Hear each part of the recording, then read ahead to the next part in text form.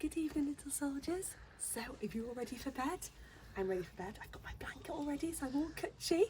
So, before you go to bed though, I am going to read you a bedtime story. So, the story is called Laura's Star. Are you ready?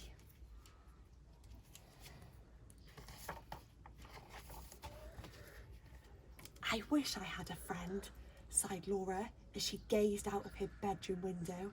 Someone special to share all my secrets with. But there was no one listening, only the distant stars that winked and glittered like tiny jewels in the night sky. Can you see all the stars? And there's Laura looking out at them. Suddenly, something caught Laura's eye. A streak of silver came whirling and twisting through the darkness. She gasped as it spun past her window, so close she could almost touch it. Something wonderful was happening. Laura quickly put on her robe and slippers and hurried downstairs. What do you think she saw? Outside on the pavement lay a little star, shooting sparks and colour like a giant sparkler. Can you see the star?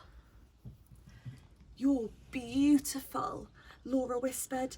She saw that a point of the star had broken off when it hit the ground. Look, can you see the star is broken? The star's broken, look, a little bit's come off. Don't worry, Laura said as she gently carried it back indoors. I'll soon make you better, little star. And up in her bedroom, she carefully put it together again. Can you see, look, Laura's putting the plaster over the star. Later, Laura told the little star all her secrets.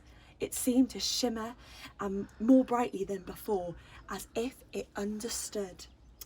And as Laura drifted off to sleep, she knew she'd found a special friend at last. When Laura woke up the next morning, the space on her pillow was empty. The little star was gone. His star was gone. Laura was desperate. She searched under the blankets and scrabbled through her drawers.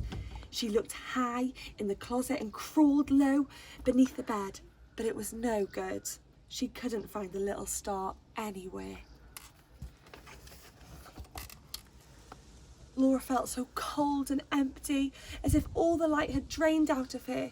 Surely the wonderful little star hadn't only been a dream. But Laura, she's really sad. She's really sad. When Laura came home from the playground, Mum and Dad tried their best to cheer her up. How about your favourite dessert? Said Dad. Don't you like my funny hat? Asked Mum. Laura couldn't tell them why she was sad.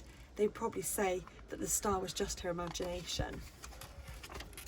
That night, as Laura climbed up to bed, she saw a very strange glow flickering from her room.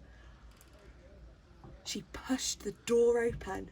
Then a sudden blaze of light was dazzling. The little star was back, just where she had left it, shining like 1,000 diamonds. At first, Laura could only stand and stare. Then joyfully, she ran towards it. I know what happened, she cried. Stars only come out at night. You must have been there the whole time, and I just couldn't see it. I should have known you wouldn't leave without saying goodbye. Look, the star is back on Laura's bed. Laura and the little star had a wonderful time. They played games and did tricks, and Laura read it her favourite book. But Laura slowly noticed something. The little star began to feel cold in her hand, as if it were fading away. Laura stroked the little star gently with her fingertips as it grew colder and still. She felt the longing in it, and suddenly she understood why the little star was dying. Laura chose her 4 best balloons and carefully tied them to the little star. "You'll always be my special friend," she whispered as she opened the window and let go of the strings.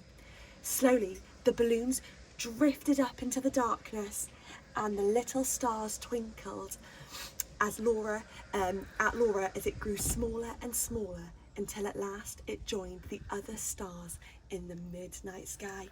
Can you see the star? It's tied, the balloons are tied to it, and it's bringing it up to the sky. Laura didn't feel sad anymore, for her friend was back where it belonged. Each night when she went to bed, she could whisper his secrets into the darkness, knowing that the little star was somewhere out there listening. Can you see the star?